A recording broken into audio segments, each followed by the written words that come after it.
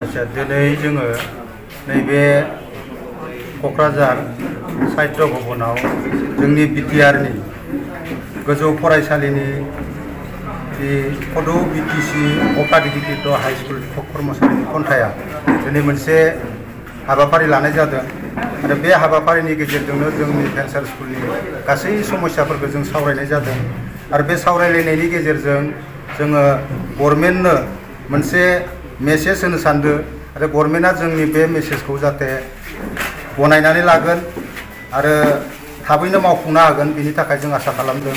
जोंखौ थांनाय 17 आरो 18 नि जितु आयेननि दफा बे दफाया जोंनि थाखाय जेबो मोनसे माबा नङा जे फरायसालि जानांगौनि मोनसे इसाराखौ जों नुनो थाङाखै। बहाय जोंनि ओनसोलनि फरायसालिफोरा गोबाङानो जानायखौ जों नुनो मोनाखिसै, गासैबो आवथायाव गोलैयाबालासिनो थालांबाय। दा बेखायनो जोंनि गेजेराव गोबां दुखु सोमजिदों। दा ओंखायनो जोङो जोंनि बिटिआर गभर्नमेन्टआ एकर्ड खालामनाय बायदिब्ला बे सुक्ति खालामनायनि जा दफा दङ बे दफानि 6.3 जि दफा बे दफा बादियै जों आसा खालामदों जे बिटिआर गभर्नमेन्ट आरो आसाम गभर्नमेन्टआ जोंनि बे भेन्सार फरायसालिफोरखौ थाबैनो फोजोबनानै होगोन होननानै जों मिजिंथिदों। बिथांमोननि बुंनाय बादिब्ला नैबे फैगौ बोसोरनिफ्रायनो बिथांमोना बुंबाय दंमोन जे इलेक्शननि टाइमाव बिथांमोना बुङो जे फरायसालि भेन्सारफोरखौ थाबैनो प्राधिकरण बा प्रभिन्सियेलाइज खालामनाय जागोन होननानै बुंनाय जायो। नाथाय दिनै मोगथाङाव जों नुनो मोनाखै। दा बिथांमोना रायज्लायब्ला बुङो जे दाननै दानथामनि गेजेराव जोङो बेफोरखौ मावफुंनानै होगोन होननानै बुंदों, नाथाय बेखौ जों मावनाय नुवाखै।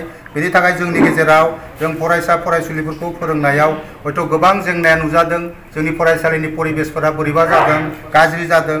दिनैसिम फोरोंगिरिफोरा 20 बोसोर 25 बोसोर मावनानैब्लाबो फोरोंनानैब्लाबो माने बेथन मोननायनि लामायाव गैया, खुनु माने माबाखौ नुनो मोनाखै। दा ओंखायनो जों आसा खालामदों बिटिआर गभर्नमेन्टआ जाहाथे थाबैनो बेफोरखौ मावफुंनानै होयो। गावसोरनि बुंनाय बादियै बुंनाय लेखा जि प्रतिश्रुति बिथांमोना होदों, बिथांमोना आसाम गभर्नमेन्टखौ बाध्य खालामनानै हयथ' खालामगोन बेखौ जों मिजिंथिदों। जुदि बिथांमोना रावबो बेखौ जुदि जेबो माने बिनि फिननायखौ जेबो होनो नागिराब्ला अब्ला जोंनि दिनैनि बे हाबाफारियाव जों बेखौनो सावरायदो जे फैगौ डिसेम्बर दाननि गेजेराव जोङो मोनसे धर्नानि जितु हाबाफारि बे हाबाफारि सुबुं बौमानि हाबाफारि बेखौ जों बिटिसि अफिसनि मोखाङावनो जों खालामनो होननानै मोनसे गोख्रों थांखि लानाय जादों।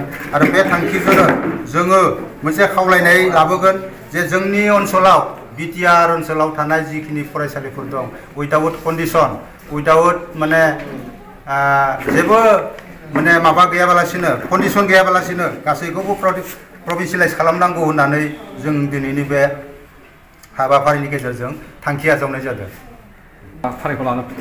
गोबां जों बिटिआर ओनसोलाव जिखिनि जोंहा डिस्ट्रिक्ट दङ, उदालगुरि डिस्ट्रिक्ट, बाक्सा डिस्ट्रिक्ट आरो चिरां डिस्ट्रिक्ट आरो क'क्राझार डिस्ट्रिक्ट, बे मोनब्रै डिस्ट्रिक्टजों जोङो खौसेयै जयै मोनसे हाबाफारि लाफुंनाय जादों आरो बे हाबाफारिखौनो जोङो गोख्रोङै डिसेम्बर दानाव मावफुंगोन होननानै जोङो हाबाफारि लानाय जादों।